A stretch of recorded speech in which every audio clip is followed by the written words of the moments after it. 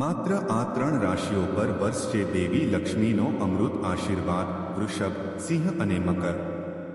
જો મિત્રો તમે અમારી યુટ્યુબ ચેનલ પર નવા હોય તો જરૂર અમને સબસ્ક્રાઇબ કરીને વિડીયો શેર જરૂર કરજો. હા મિત્રો, આ વર્ષે દિવાળીના તહેવારે એક એવું દુર્લભ ગ્રહ સંયોગ રચાયો છે જે 110 વર્ષ પછી ફરી બન્યો છે.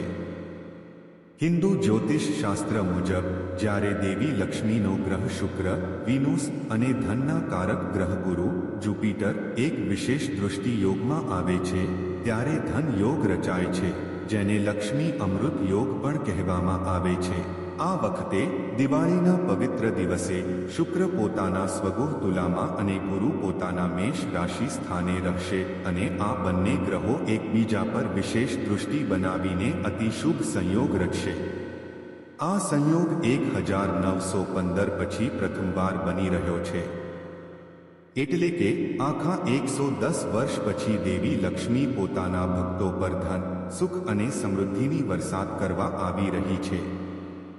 અને ખાસ વાત એ છે કે આ અમૃત યોગ માત્ર 3 રાશિઓ માટે સૌથી વધુ શુભ સાબિત થવાનો છે: વૃષભ, તૌરુસ, સિંહ, લિયો, મકર, કૈપ્રિકોર્ન.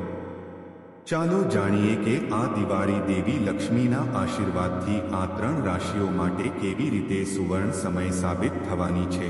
1. વૃષભ રાશિ. તૌરુસ વૃષભ રાશિના જાતકો માટે આ દિવાળી અદ્ભુત ઉન્નતિ અને આર્થિક વૃદ્ધિ લાવશે. શુક્ર ગ્રહ વૃષભનો સ્વામી હોવાથી દેવી લક્ષ્મીનું સીધું આશીર્વાદ આ રાશિના જાતકો પર વરસશે. ધન સંબંધિત બાબતોમાં અણધાર્યો લાભ મળશે. રોકાણ, બિઝનેસ, શેરબજાર અથવા મિલકતમાં મોટો ફાયદો શક્ય છે. પરિવારમાં સુખ સમૃદ્ધિ વધશે અને લાંબા સમયથી અટવાયેલ પૈસા પાછા આવશે. વ્યવસાયમાં નવા કરાર મળી શકે છે અને વિદેશી તક પણ મળશે. પ્રેમ જીવનમાં મધુરતા આવશે અને દાંપત્ય જીવન સુખમય બનશે. ઉપાય: આ દિવાળીએ રાત્રે 8 થી 12 વચ્ચે કમળના ફૂલ પર બેસેલી દેવી લક્ષ્મીનું ચિત્ર રાખી તેમને કેસર, ચાંદીનો સિક્કો અને સફેદ ખીર અર્પણ કરો. રાત્રે ઘરના ઉત્તર ખૂણામાં દીવો પ્રગટાવવો ખૂબ શુભ રહેશે. 2. સિંહ રાશિ. લિયો સિંહ રાશિના લોકો માટે આ દિવાળી પ્રતિષ્ઠા, પ્રમોશન અને સન્માનનો સમય છે. દેવી લક્ષ્મીના આશીર્વાદથી કારકિર્દીમાં નવા દ્વાર ખુલી જશે. જો તમે લાંબા સમયથી રાહ જોઈ રહ્યા છો તો હવે નસીબ તમારી સાથે છે. નોકરીમાં પ્રમોશન અથવા નવી ઓફર મળશે. ઉદ્યોગપતિઓ માટે નાણાકીય લાભ અને વેપારનો વિસ્તાર થશે. લગ્ન માટે રાહ જોતા લોકો માટે યોગ્ય સંબંધો પ્રાપ્ત થવાની શક્યતા રહેશે.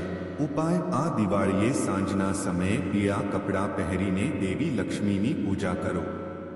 તેમને કમળના ફૂલ, ઘીનો દીવો અને તુલસીના પાન પર કેસર લગાવી અર્પણ કરો. રાત્રે 11 વાગ્યા પછી મંત્ર હરિ શ્રી લક્ષ્મીએ નમઃનો 108 વાર જાપ કરો. 3. મકર રાશિ. કૈપ્રિકોર્ન મકર રાશિના જાતકો માટે આ દિવાળી નસીબ ઊંચું લાવનાર અને કર્મફળ આપનાર સમય બની રહ્યો છે. શનિદેવ તમારા સ્વામી છે અને આ વખતે શનિ અને શુક્ર બંને શુભ સ્થાને છે, એટલે દેવી લક્ષ્મીનો આશીર્વાદ ડબલ રૂપે મળશે. વ્યવસાયમાં અટકેલા કાર્યો ઝડપથી આગળ વધશે. નવા ઘરની ખરીદી અથવા મિલકત સંબંધિત સોદામાં મોટો લાભ મળશે. મનની શાંતિ અને આત્મવિશ્વાસ વધશે. જીવનમાં નવી ઉર્જા આવશે.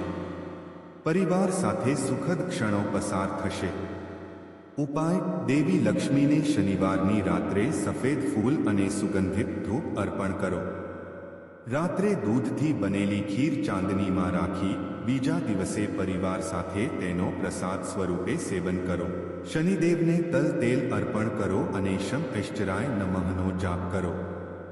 દિવાળીની રાત્રિનો ખાસ અર્થ: દિવાળીની રાત્રિમાં ચંદ્રના કિરણો અને દીપકનું પ્રકાશ બંનેનું જોડાણ ધન યોગને સક્રિય કરે છે. આ રાત્રે દેવી લક્ષ્મી પૃથ્વી પર વિહાર કરવા આવે છે. જે ઘરમાં શુદ્ધતા, ભક્તિ, દીવો અને પૂજાનો પ્રકાશ હોય છે ત્યાં દેવી લક્ષ્મી સ્વયં પ્રવેશ કરે છે. તેથી મિત્રો, આ દિવાળીએ માત્ર દીવો જ નહીં, તમારા મનમાં પણ પ્રકાશ જગાવો. દેવી લક્ષ્મીનો આશીર્વાદ મેળવવા માટે શ્રદ્ધા, સકારાત્મકતા અને સાત્વિકતા રાખો. અંતમાં 110 વર્ષ પછી બનેલો આ દેવી લક્ષ્મી ધન યોગ વૃષભ, સિંહ અને મકર રાશિના જાતકો માટે સંપત્તિ, સુખ અને સફળતાનો નવો અધ્યાય લખશે.